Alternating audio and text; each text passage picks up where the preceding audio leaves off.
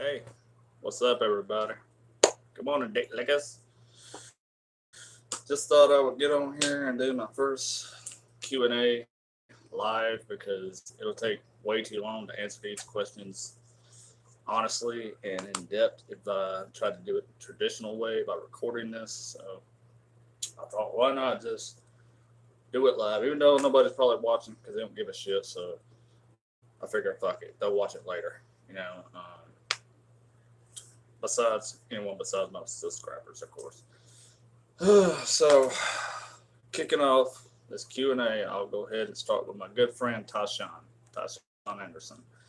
I was flooded with questions the last few days. I was surprised. I didn't think anybody would have that many. I was like, damn. Which he doesn't, but overall, everybody asked some really good questions and shit. So I'm gonna try my best to answer these as good as I can and give you my honest, blunt opinions on certain questions and see what you think. So, Tashawn asked, what is my favorite Halloween storyline from the Halloween franchise? Hmm, that's a good one. Uh, Probably I would say my favorite Halloween storyline would be the Jamie Lloyd Thorn Thorn saga from 4 to 6. Halloween 4, 5, 6. Yeah, I would say that. And I know all of you is probably thinking, well, how the fuck could that be your favorite? Why not Jamie Lee Curtis's and Myers storyline from Halloween 1 to now Halloween 2018? And I'll explain why. For one, because the reason that ain't my favorite storyline is because the Myers and Strode thing has gone on way too fucking long. It should have been dead a long time ago. That shouldn't have even been the plot of the new Halloween. Like, I get that's why they had to do it, but to me, that shit. That's another reason why I don't like that fucking movie. Because they should have killed Laura at the end of it to end and sever that tie between Myers and Laura Strode, so that you can go in different directions in the future. But instead, they made her survive. So you get that happy tale bullshit fairy tale ending instead of what they should have did. So for the reasons why I like the Jamie Lloyd storyline better is because I like Jamie Lloyd's character better than Laura Strode. To me, she's more entertaining. She's more fun to watch. She's more intriguing, more enjoyable for me. That's for sure.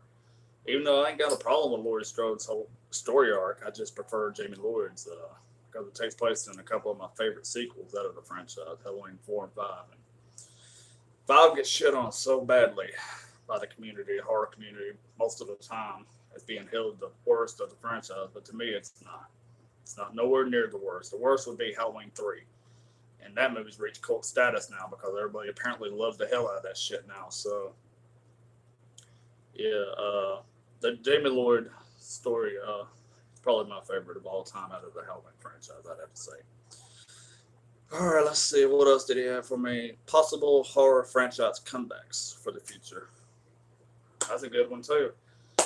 Uh, so, since we already know that the Child's Play remake is due out next year, and there's been rumors going around that we're going to get another Friday the 13th, but with Sean Cunningham's legal battle with Victor Miller thing, I don't see Jason making a comeback anytime soon. I mean, there's been rumors saying that he's coming back for a 2020 comeback, but that's all it is rumors.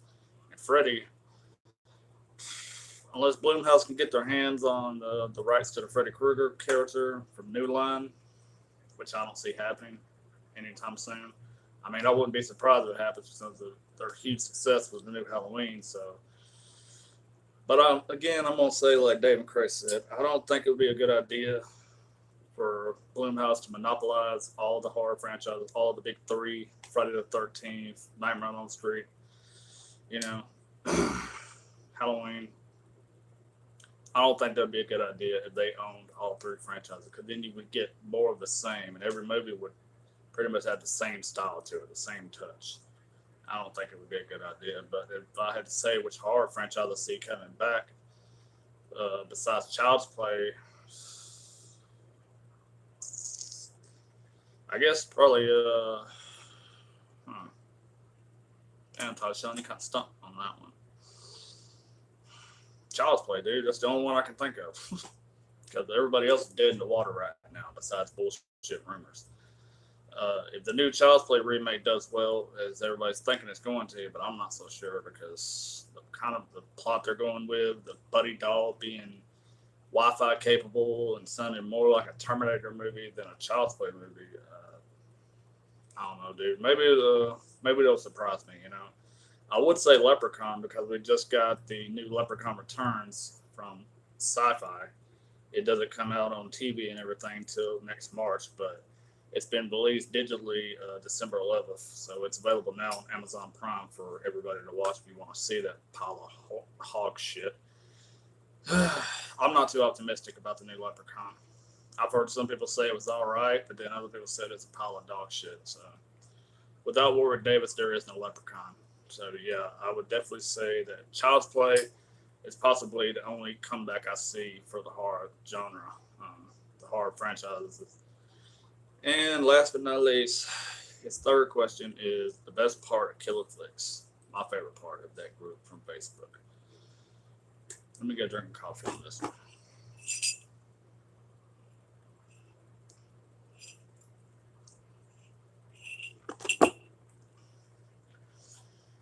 Huh. My favorite part of Killer Flicks, probably the most thing that I enjoy, is the friends I've made there. I've made some pretty cool acquaintances there since I've joined that group. And I ain't gonna lie, yeah, I have left it a few times and came back probably about 3 times, but I just for personal reasons, you know. But that'll lead into my negatives about the group. But first, I'm gonna give. This is like I'm reviewing Killer Flicks, pretty much. Don't worry, I ain't gonna be too cruel or nothing. I'm just gonna be honest, like I said at the beginning of this. Uh, my favorite things about Killer Flicks, like I said, is the friends I've made there. I made some pretty cool friends there. John White, aka The Shape. I believe I met Esley on there from Entertainment Fanatic Reviews. So many other people. You know, it's got some of my favorite YouTubers on there. Lee McCoy, the owner of it, he's an awesome fucking dude. He's a great guy and good heart. Big fucking reason why I'm still there because he makes the group fun. He brings the enthusiasm and everything. He makes it overall enjoyable for anyone. You know, like I said, there's a lot of people there that I really enjoy watching on YouTube. Wham, Mike Holtz, and Jonathan Jones, aka Wham, Jay and Mike.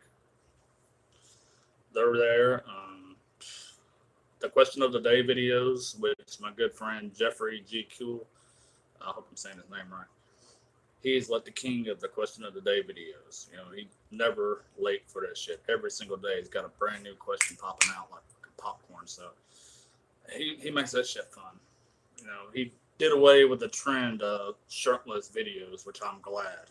I don't know if he purposely did away with that, but somebody did, and I fucking applaud you for that. But I was getting sick of seeing guys standing there with a shirt off. It was just fucking stupid. Nobody wants to see that. But yeah, definitely those are the favorite things I like about Killer Flicks. Now, if I had to say there's some negatives about it that I don't like about Killer Flicks, it would be the fact that whenever someone brings up an opinion about a certain director or a certain character from a movie or a certain movie out of a certain franchise, inevitably you got some asshole that gets on there and says, "Oh, it sounds like you got some sinister motivations behind this statement," or "That's pretty presumptuous. Are you sure about that?" Like they question your fucking logic on why you got this opinion. I'm like, dude, it's my fucking opinion. Get the fuck over it. Like the other day, I posted a question in there. What would be the worst possible scenario for a reboot of Friday the 13th? LeBron James or Rob Zombie? Hold on now. Hello? Hey, baby. Nothing, just sitting here trying to do a video on my YouTube channel. Yeah, I blocked him. Yeah, Mama said block him, so I went on there and got rid of his ass.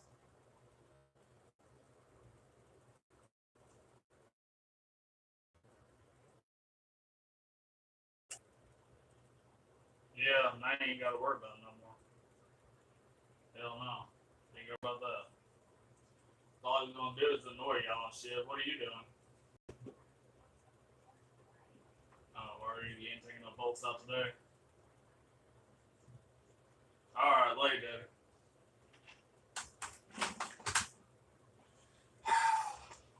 Sorry about that. Like I said, it's live. Whatever happens live, you get it live. So ain't no going back and fixing that shit. Where was I? Oh yeah, like I said, my question that I posted in there, I said, who would be the worst possible person to reboot Friday the 13th? LeBron James from basketball, NBA fame, or cult status horror director Rob Zombie from Rob Zombie's Halloween and Devil's Rejects, House of Thousand Corpses, Lords of Salem, all that shit that he's done so far. And man, wouldn't you know it, just because I said I prefer Rob Zombie out of them two, if I had to say, some jackass went on there and was like, there's got to be a better reason why you're choosing this and why you're saying it. As if, I'm not going to fuck around. I'm not going to beat around the bush. He implied that I was fucking racist because I chose Rob Zombie over LeBron James. Just because LeBron James is a black guy and Rob Zombie is a white guy. But he was too chicken shit to come out and fucking say it on there like most keyboard warriors are. They're nothing but a big old pussy anyway. No, dick face. The reason I chose Rob Zombie over LeBron James is because, let me fucking think. Famous fucking movie director over a basketball player. Yeah. Do you get where I'm fucking saying? Do you get where I'm going now? Cry me a river, dick face is what I got to say. I understand that LeBron would not be directing it, he wouldn't be writing it, he wouldn't be starring in it, he'd only be producing it, he'd only be adding the funds for the movie. I just don't want the motherfucker near the franchise because, yeah, he's a fan of the franchise, but he's probably going to watch like one of the damn movies. And even if he has watched the entire fucking franchise, LeBron ain't had no history working in the film industry. He's got no history working with horror movies. So why the fuck should someone like him come in and start fucking with a prestigious franchise like Friday the 13th? It just wouldn't make no fucking sense. And 9 times out of 10, he's going to be aiming for today's demographic, these dumbass millennials that we got in today's generation. So the movie's going to fucking suck if he does it. You're going to have kids on their fucking cell phones, probably on their fucking tablets, 9 times out of 10 throughout the whole fucking runtime of the movie. And some horrible fucking acting like we got in the new Leprechaun Returns from what I'm hearing. Fucking kids taking selfies with the killer. I mean, that's just, I hate when they try to force today's pop culture into horror movies. It's just fucking stupid. Now, Rob Zombie, yeah, he's a controversial choice for the Friday the 13th movies, but he couldn't do any fucking worse than LeBron James. I mean, my God, he could. If anything, Rob Zombie's wild, edgy, out there style would definitely fit something like Friday the 13th. And it would definitely fit something like Leatherface, the Texas Chainsaw Massacre. I would love to see him reboot that franchise. But now that I've went completely off the fucking roads with my bullshit from Killer Flicks, that was just one experience I had here recently. But other than that, I love that fucking group. It's awesome. Got great shit. Good people, good stuff. Okay, moving on to Matt Hart from Random Matt Videos.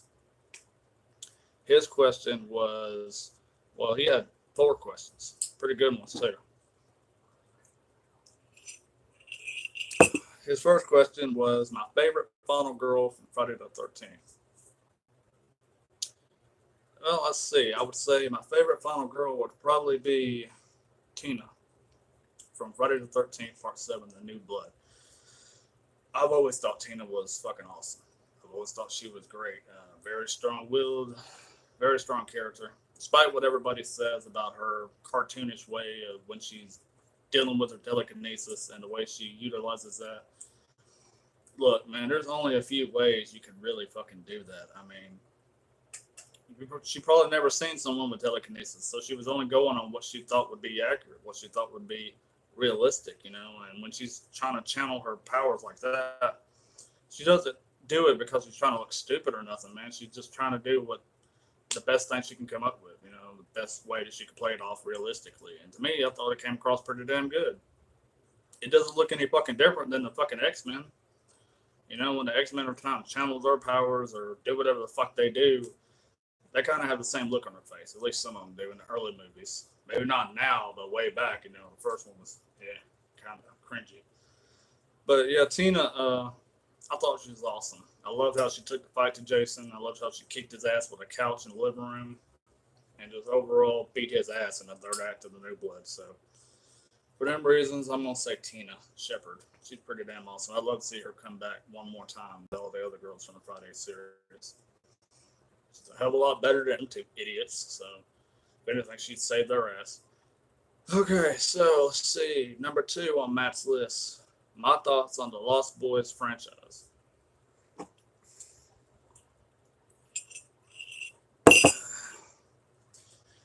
You know, when it comes to the Lost Boys, I actually, Curtis, hey, what's up, Curtis? How you doing, man? How's it going? Glad you're here. Glad you're watching. Let's see. So my thoughts on the Lost Boys franchise. Well, I would say that the Lost Boys franchise started out damn good in '87 when they did the first one, the original with Corey Haim and Corey Feldman. That one's badass. I really enjoy that one, and that's the one that I look forward to reviewing at some point in the future. Uh, like I said, the first one's cult status now.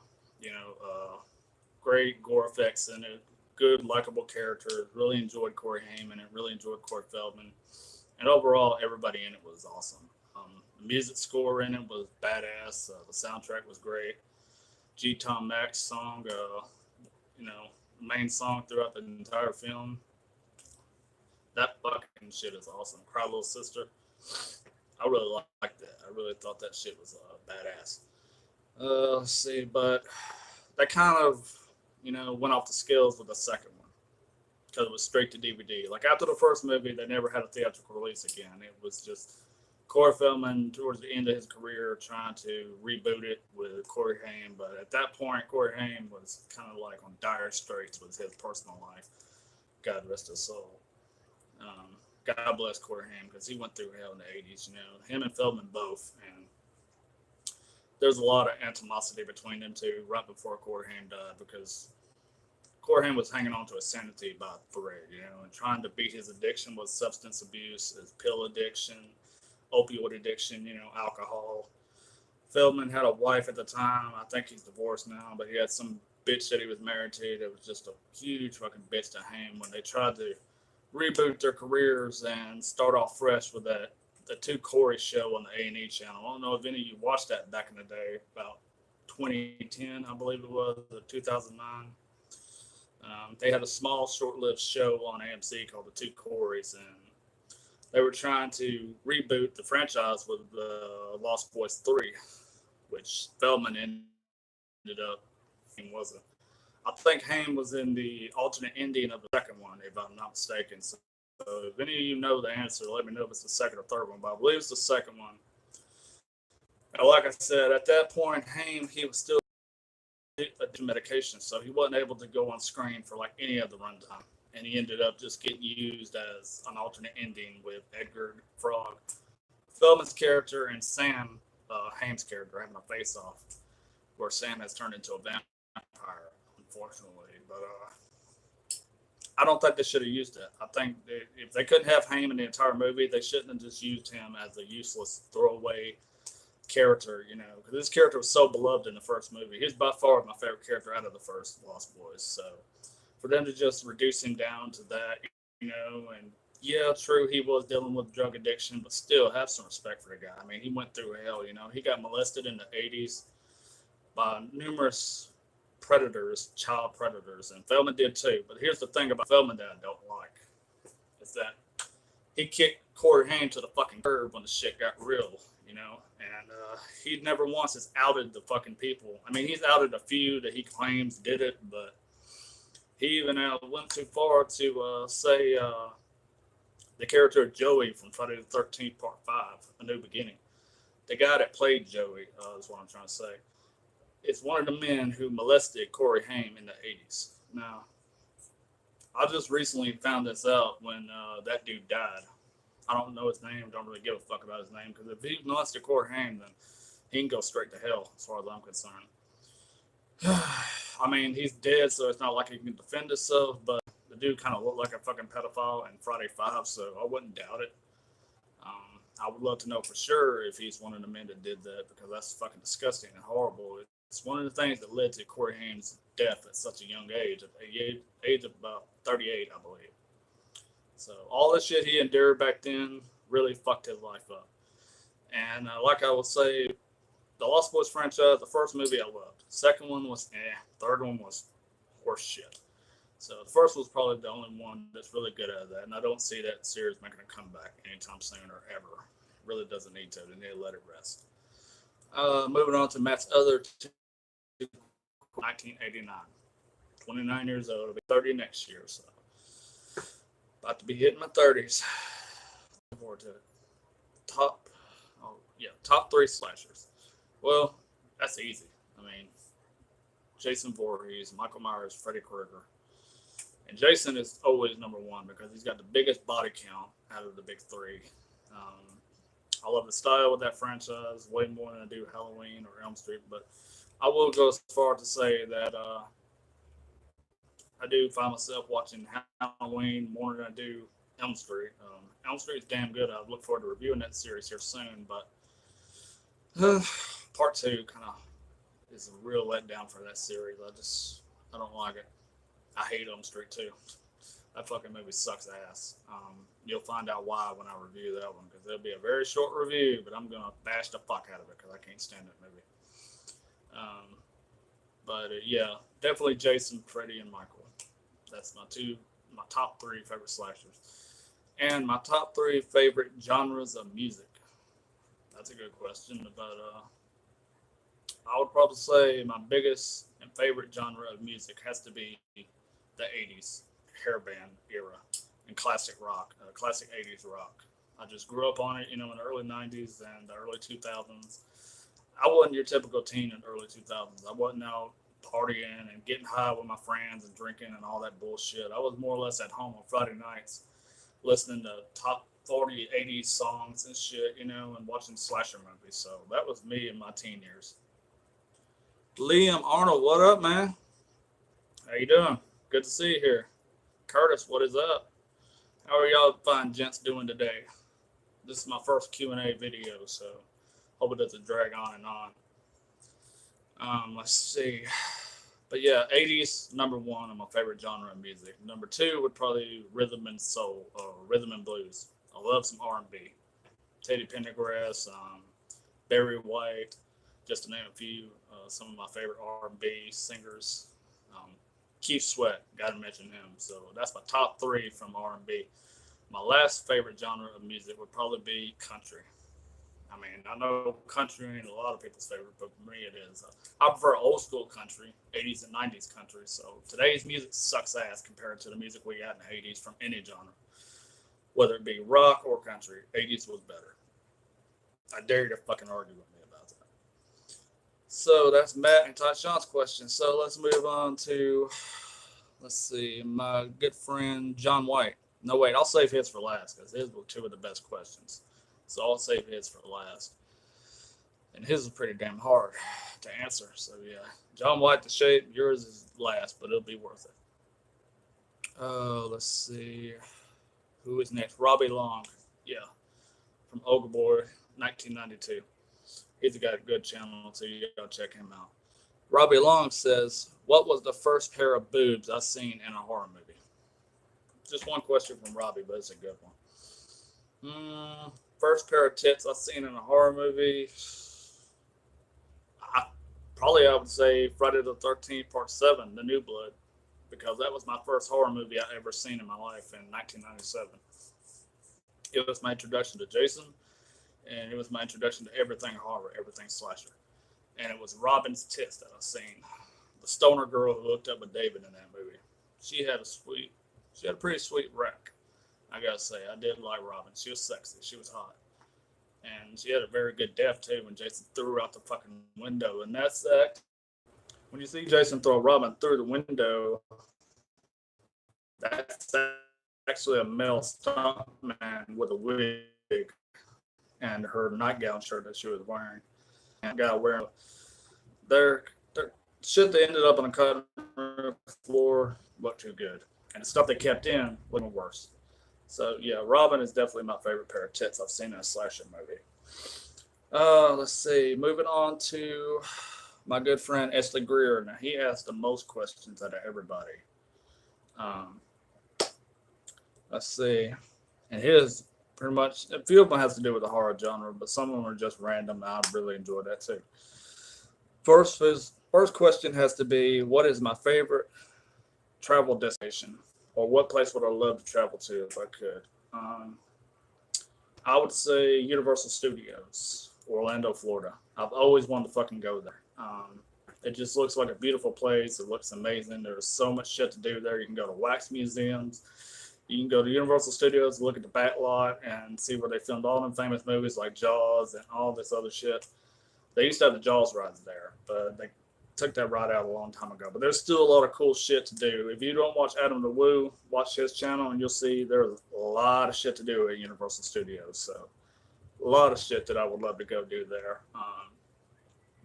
And also Disney World. Never been to Disney World, so fuck it, why not throw that in there too?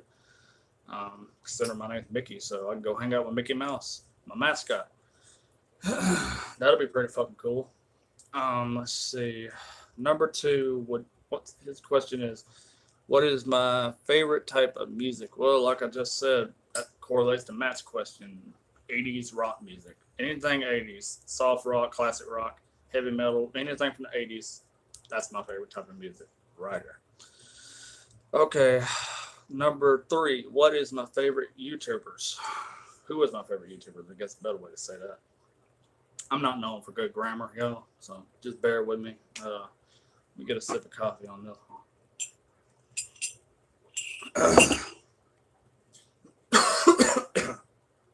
Excuse me. My favorite YouTubers. Well, in the Killer Flicks community, this would be considered the big three, or the big two, I guess, whether way you look at it. Is Lee McCoy, Cody Leach, and let's see, Drum Dun, Cody Leach, and Wham. Yeah, those three are my go-to channels.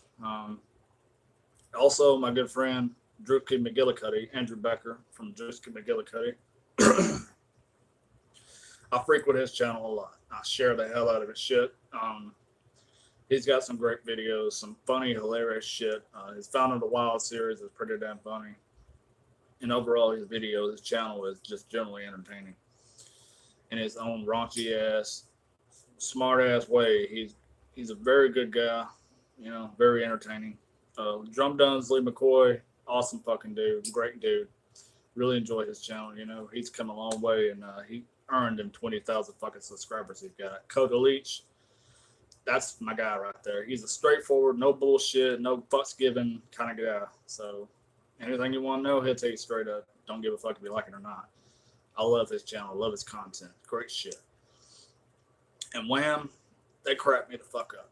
I love their stuff. They're just funny as hell. Anytime my depression and my PTSD sinks in, I go to Wham's channel and I laugh my ass off. Just any day, any night, I go to them for comfort because their channel is so fucking awesome and so funny. I just love it. Love the fuck out of it. Let's see. Have I ever heard of the Ghost Band? Yes. No, I haven't.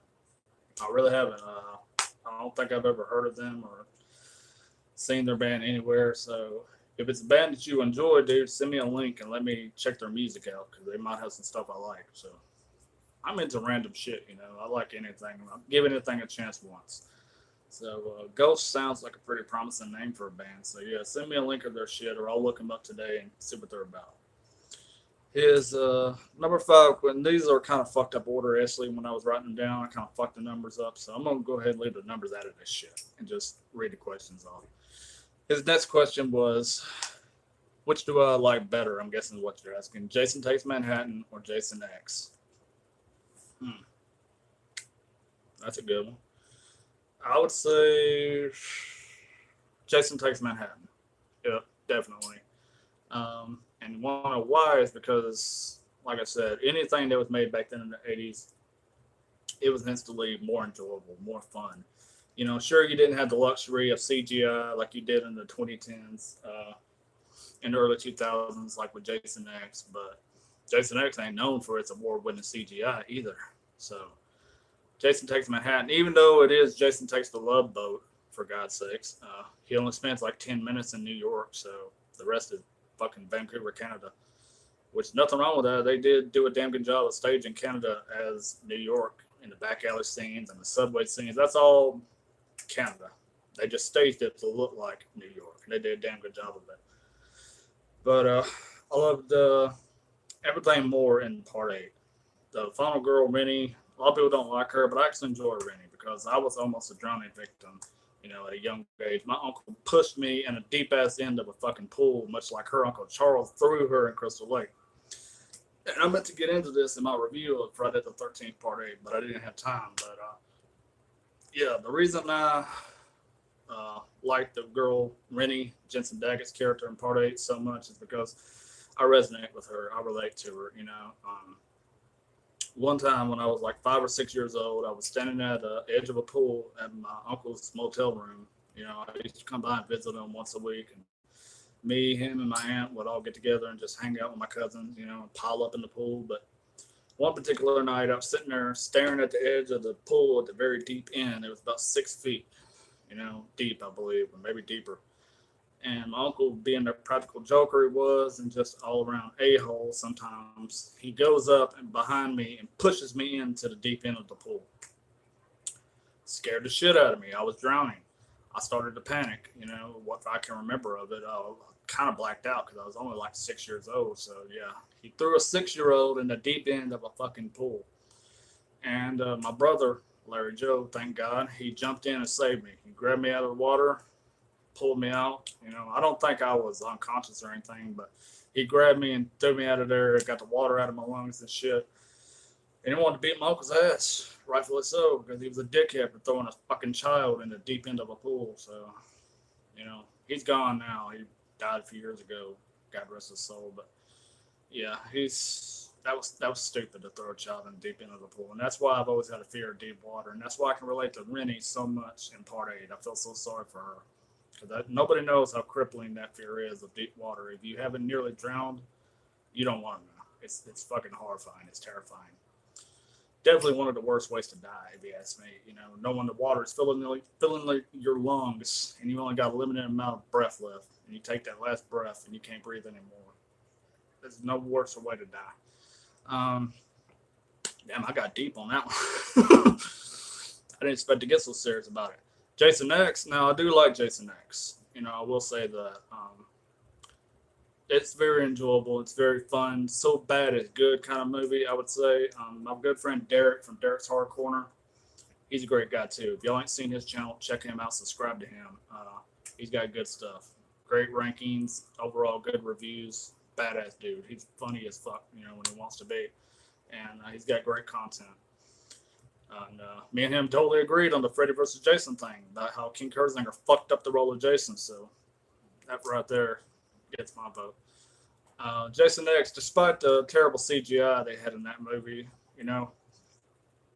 it's all right. It's pretty good. It's a fun movie to watch. If you got nothing better to do on a Friday night or Saturday, and you want to introduce a horror movie to someone that's never seen a horror movie or never been a fan of the genre, show them Jason X. And they'll probably get a good laugh out of it and end up being a slasher fan at the end of it. So, yeah, Jason X is pretty awesome. I loved it. And it's the first Jason movie I saw in theaters when I was 12. I went and seen it with my parents. So, nostalgic reasons, I'm a fan of that. All right, his next question was my favorite food place, my favorite restaurant to eat at. And that's an easy one. I would say Golden Corral. If you've never been there, dude, go there. It's fucking amazing. I don't know if there's a Golden Corral where you live at, Esley, but it's awesome, man. It's kind of like Cracker Barrel, but with a bigger buffet. They got any kind of food you want, man. Any kind of meat, any kind of salad, any kind of sides, desserts. It's all you can eat buffet, and it's fucking amazing. I loved it. I always go there as much as I can. I haven't been in a while, but now that my throat's better and I can eat better, I do look forward to going there in the near future. So Golden Corral is definitely my top favorite place to eat at. Let's see. And he has some really good questions. His next one would be my favorite relaxation. Did I just say that? Relaxation. My favorite place to go to relax and come down from whatever it is that's stressing me out. My favorite location to go and just be myself, to zen, just be and relax. Well, the mall. I would say that. They got a mall here in town, Parkway Mall. Used to have this other mall called Madison Square Mall. It's been torn down though for a couple of years now. Used to be that was my favorite spot, Madison Square Mall, because I was basically a mall rat growing up in the '90s and the early 2000s, throughout the late 2000s. I grew up in the fucking mall. I stayed there in that fucking place, day in, day out, night after night.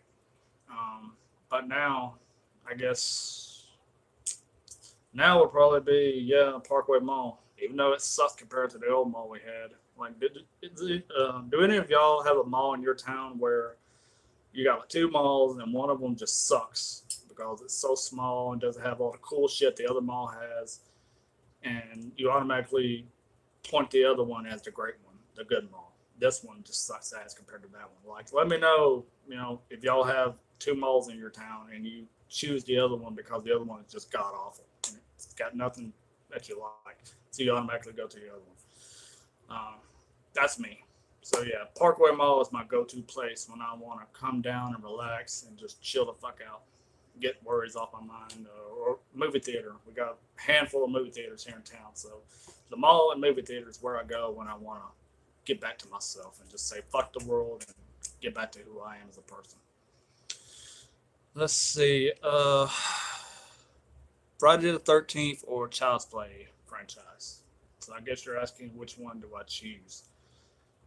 That should come as no surprise. Friday the 13th. I like the Child's Play franchise. I do. It's a fun franchise. I've got the collection, so I do watch them quite a bit. Child's Play 2 is probably my favorite out of that series. Like, if I had to rank the Child's Play franchise, Part 2 would be right up there at the very top. Maybe that's my number one spot. I don't know. I haven't ranked them yet, so look forward to that. But yeah, Friday the 13th, I'll have to choose them over Chucky because I grew up with the Friday the 13th films way before I watched the Child's Play films. Even though Child's Play 3 was my first one I ever watched from the Chucky movies. So I do got a soft spot for Child's Play 3. It scared the shit out of me as a kid. So I do love that one. I love both franchises almost equally, but I do like Friday better. So I like Jason a lot more than Chucky. That's what I got to say about that. Let's see. Is Andy Barclay's character the alternate life Andy through a parallel? Hmm. That's a good question, man. That's kind of, I guess you could say, yeah.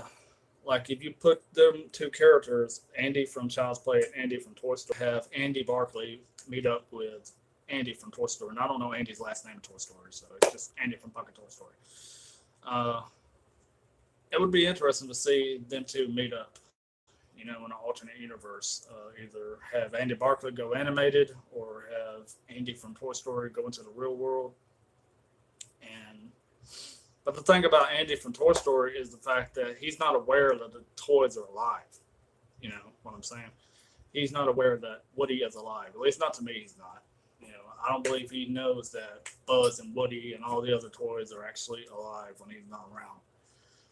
So he doesn't really know Woody's feelings for him. That did not sound right. Woody's feelings for him. No. Okay, scratch that. If I could edit that, I would edit that out. Woody doesn't have feelings for Andy. He loves Andy. That's his favorite. This just ain't turning out well, dude. Woody and fucking Andy are pals. Okay, that's all I can say about that. Andy Barkley, you know, he's full aware that Chucky's alive and Chucky wanted to kill him. So he had a shitty ass childhood. Like Chucky said in The Curse of Chucky, I killed his childhood, more or less. So in a way, in a sense, he did kill Andy Barkley, just not literally. But Andy and Woody, they ended things on good terms. He passed them on to another kid that could love him as much as Andy did. But yeah, I do believe there is some kind of parallel there. Them characters are kind of one and the same, just on two totally different playing fields. Because Andy was beloved by Woody and Buzz, but Andy Barkley, however, is fucking hated and loathed by Chucky, Charles Lee Ray. So it would be cool to see them two mash up in the same universe at some point. some way, somehow. Let's see. And his last question, damn, kind of like the one I got earlier.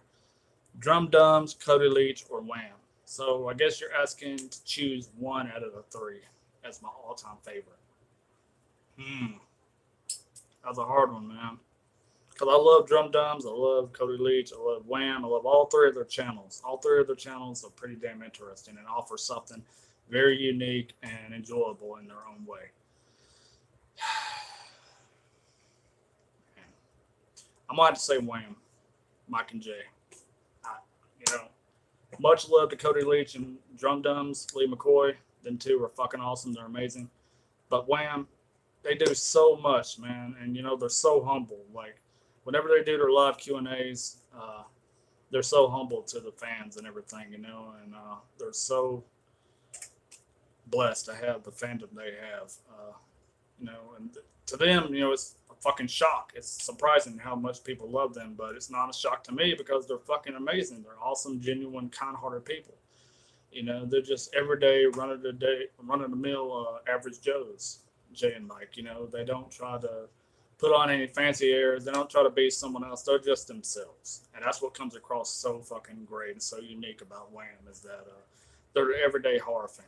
They're their everyday slasher fan, and I would love to meet them in person so I could tell them how much their channel has helped me deal with my depression and my PTSD, over the years since I've been a subscriber of their channel. Whenever I'm sad, whenever I'm down to the dumps, I go to Wham and instantly I'm perked back up. I'm laughing my ass off and I forget whatever the fuck it was that I was crying about 5 minutes ago. So definitely it's got to be Wham. Now, let's see. Hold on a minute because I got to cut this fucking heat off.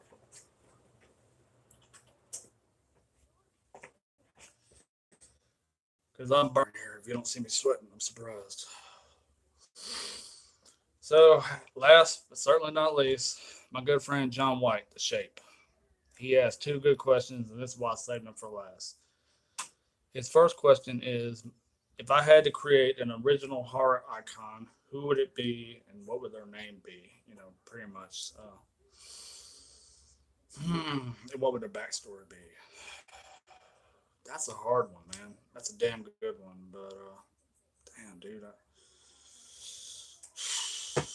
I can't really rip nothing off. I can't make them like Jason or Myers. I mean, they can be inspired by that, but God, dude,